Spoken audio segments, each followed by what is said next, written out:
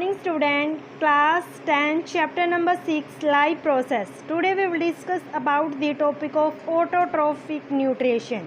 Autotrophic nutrition का mean क्या है कि it is the mode of nutrition in which organism can prepare their own food. Example क्या है? प्लांट क्या है? प्लांट क्या है? एक ऐसी स्पीसीज है जो अपना क्या है फूड खुद प्रिपेयर करता है. किसकी हेल्प से? फोटोसिंथेसिस की हेल्प से. तो इसमें आपसे अगर ये पूछ लिया जाए कि व्हाट इज़ फोटोसिंथेसिस, फोटो का मीन क्या होता है? लाइट. सिंथेसिस का मीन क्या होता है? प्रिपेयर. तो फोटोसिंथेसिस की डेफिनेशन क्या होगी? It is the process of formation of food by plant in the presence of sunlight. जब प्लांट क्या है अपना फूड बनाते हैं, किसकी हेल्प से बनाएंगे फूड? सनलाइट की हेल्प से. तो उसको उस प्रोसेस को क्या कहते हैं? फोटोसिंथेसिस. तो क्या लिख के आओगे? It is the process of formation of food by the plant in the presence of sunlight.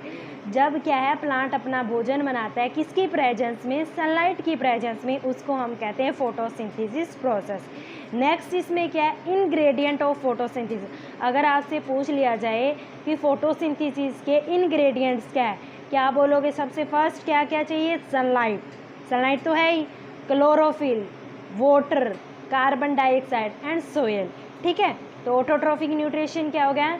It is the mode of nutrition in which green plant can make their own food.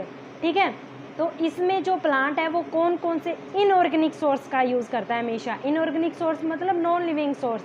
जैसे क्या use करता है? Water, soil, sunlight, chlorophyll. ठीक है. तो सबसे पहले इसमें जो प्रोसेस है वो ध्यान से सुनना. ये देखो हमारा सन है. सन आपको पता है कि sun is the ultimate source of energy. Sun plant को एनर्जी कहाँ से मिलती है? सन से. ठीक है. तो प्लांट एनर्जी कहाँ से लेता है? सन से. तो सबसे पहले मान लो ये प्लांट का पत्ता है. ठीक है. प्लांट का लीव्स है. इस लीव्स का कलर क्या है? हरा. किसके कारण होता है? क्योंकि इसमें क्लोरोफिल पिगमेंट होते हैं. ठीक है. तो सबसे पहले जो सनलाइट है वो किस पे पड़ती है? पत्तों पे.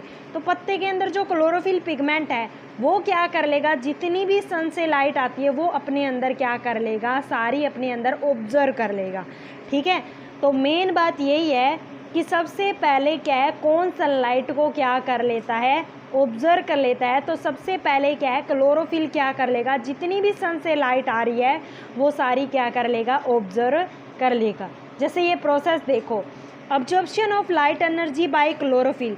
सबसे पहले लाइट एनर्जी का ऑब्जर्प्शन कौन कर लेगा? क्लोरोफिल. सेकेंडली क्या है जो लाइट है वो डायरेक्टली यूज़ नहीं कर सकते प्लांट, तो इसलिए उसको किस में कन्वर्ट करना पड़ेगा? केमिकल एनर्जी में. And splitting of water molecules in hydrogen and oxygen. फिर इसके अंदर आती है फोटोलिसिस प्रोसेस. क्या कौन सी प्रोसेस? फोटोलाइसिस. फोटोलाइसिस का मतलब क्या होता है? इसमें क्या है वाटर के मॉलिक्यूल्स को भी ब्रेक करना है. जब वाटर के मॉलिक्यूल्स आपस में ब्रेक होंगे तो हाइड्रोजन अलग हो जाएगा और ऑक्सीजन अलग हो जाएगा. ये आपने देखो पढ़ी हुई होगी, 6th क्लास में भी आती है रिएक्शन. क्या लेगा? प्लांट है वो एटमॉस्फेयर से क्या लेगा? Carbon dioxide. और सोयल से क्या लेगा? वाटर. ऊपर से क्या लेगा? सनलाइट. सनलाइट की प्रेजेंस में क्या बनाएगा? ग्लूकोज. और क्या प्रोडक्ट बनेगा? और ऑक्सीजन और वाटर. ठीक है. तो ये हमारे पास क्या बनता है? प्रोडक्ट. जब क्या प्लांट अपना फूड प्रिपेयर करता है. तो आगे ध्यान से सुनो कि अगर आपसे नेक्स्ट क्वेश्चन ये पूछ लिया जाए कि फोटोसिंथेसिस प्रोसेस कहाँ होती है? फोटोसिंथेसिस प्रोसेस कहाँ होती है? तो आप बोलोगे क्लोरोप्लास्ट में. कहाँ होती है फोटोसिंथेसिस प्रोसेस? क्लोरोप्लास्ट. तो लीव्स के अंदर ही होती है ये सारी प्रोसेस होती, तो पत्ते के अंदर ये सारी प्रोसेस. क्लोरोप्लास्ट का मीन क्या होती है? एक ऐसी सेल ऑर्गेनेली है. क्या होती है? सेल की ऑर्गेनेलीज होती है. जैसे आपने पढ़ाई होगी सेल की ऑर्गेनेलीज, बहुत सारी mitochondria, endoplasmic, Golgi apparatus, lysosomes, ribosomes, ये बहुत सारी ऑर्गेनेलीज. वैसे ये क्लोरोप्लास्ट क्या होती है? एक सेल की ऑर्गेनेलीज होती है. तो अगर आपसे कोई क्वेश्चन पूछ ले कि फोटोसिंथेसिस प्रोसेस कहाँ होती है तो क्लोरोप्लास्ट. ठीक है. इसी क्लोरोप्लास्ट के अंदर क्या होता है? क्लोरोफिल पिगमेंट प्रेजेंट होता है. तो यही क्या है सारी क्या है कर लेगा? यही आपको पता चल कि क्लोरोप्लास्ट के अंदर क्या होगा? क्लोरोफिल. वो क्या कर लेगा? सारी सनलाइट को क्या कर लेगा? ऑब्जर्व कर लेगा. और जो प्लांट है वो लाइट एनर्जी क्या है डायरेक्टली यूज़ नहीं कर सकता, इसलिए उसको केमिकल एनर्जी में क्या करना पड़ेगा, ब्रेक करना पड़ेगा। उसमें फिर क्या होंगे, वाटर के मॉलिक्यूल्स स्प्लिट हो जाएंगे। वाटर के मॉलिक्यूल्स किस में ब्रेक होंगे, हाइड्रोजन और ऑक्सीजन में। तो नेक्स्ट क्या है, तो ये तो आपको पता चलेगी प्रोसेस कि वाटर और मिनरल कहाँ से लेगा। सबसे पहला पॉइंट क्या बोला था, लाइट का ऑब्जर्वेशन कौन करता है, सबसे पहले सनलाइट को ऑब्जर्व कौन करता है, पत्ते या क्लोरोफिल, ठीक है। सेकंड क्या बताई थी कि वाटर और मिनरल्स कहाँ से लेगा, सोयल से। लाइट कहाँ से, लाइट एनर्जी कहाँ से मिलेगी उसे, सन से। और क्लोरोफिल ऑलमोस्टली क्या होता है, प्रेजेंट होता है। कार्बन डाइऑक्साइड कहाँ से लेगा, एयर से।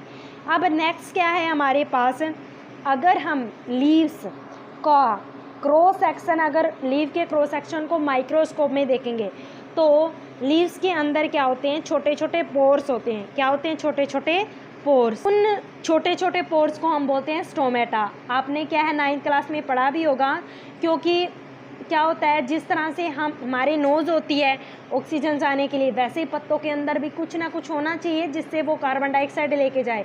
तो सबसे पहले आपसे पूछ ले जाए कि प्लांट की नोस्ट्रिल कौन होती है, स्टोमेटा। प्लांट की नोस्ट्रिल कौन है, स्टोमेटा। तो सबसे पहले स्टोमेटा के अंदर क्या आ जाती है, कार्बन डाइऑक्साइड या वाटर, ठीक है। अब इसके अंदर क्या होता है, स्टोमेटा के बाहर बाहर क्या होते हैं, गार्ड्स हैं। क्या होते हैं, क्लोरोप्लास्ट बता ही दिया। क्लोरोप्लास्ट के एक सेल ऑर्गेनेलिज होती है। क्लोरोप्लास्ट के अंदर ही क्या होती है, क्लोरोफिल। सबसे पहले क्या है, लाइट की एनर्जी को ऑब्जर्व कौन करता है, क्लोरोफिल, ठीक है। बाहर क्या होता है, गार्ड सेल। गार्ड का क्या काम होता है, ओपनिंग और क्लोजिंग करना, ठीक है। जब क्या है, गार्ड सेल्स के अंदर क्या है, पानी फिल हो जाता है तो हमारे स्टोमेटा क्या हो जाएंगे, अंदर से फूल जाएंगे, क्योंकि उसके अंदर पानी फुल होता है और कार्बन डाइऑक्साइड भी एंटर कर जाती है। पर जब क्या है, स्टोमेटा क्लोज कब हो जाएंगे, जब उसके अंदर से पानी क्या हो जाता है, रिमूव हो जाएगा, तब क्या हो जाएगा, स्टोमेटा क्लोज हो जाएंगे। तो क्या होता है, डे में ओपन होते हैं, क्योंकि आपको पता है डे में क्या है, फोटोसिंथेसिस प्रोसेस से प्लांट अपना फूड प्रिपेयर करता है, ठीक है। और कार्बन डाइऑक्साइड तो लेनी पड़ेगी जब फूड प्रिपेयर करेगा। रात में क्या हो जाते हैं, नाइट में क्लोज हो जाते हैं, क्योंकि क्या है, तभी तो कहते हैं भाई रात के टाइम क्या है, सोना, पेड़ के नीचे नहीं सोना चाहिए। क्यों, क्योंकि रात के टाइम पेड़ क्या करेगा, कार्बन डाइऑक्साइड रिलीज करेगा, क्योंकि स्टोमेटा दिन में ओपन होते हैं तभी कार्बन डाइऑक्साइड एंटर हो। रात को क्या हो जाएंगे, स्टोमेटा क्लोज हो जाएंगे तो कार्बन डाइऑक्साइड एंटर नहीं करेगी, ठीक है। अगर आप राजस्थान की बात करो, डेजर्ट प्लांट की बात करो, तो वहाँ पे क्या है, स्टोमेटा रात को ओपन होते हैं, क्योंकि दिन में बहुत ज़्यादा गर्मी होती है, रात के अंदर क्या होती है, ठंड होती है, ठीक है। तो ये प्रोसेस होती है, तो ये अच्छे से पढ़ लेना। कल हम क्या पढ़ेंगे, हेटेरोट्रॉफिक न्यूट्रिशन के बारे में डिस्कस करेंगे। थैंक्स।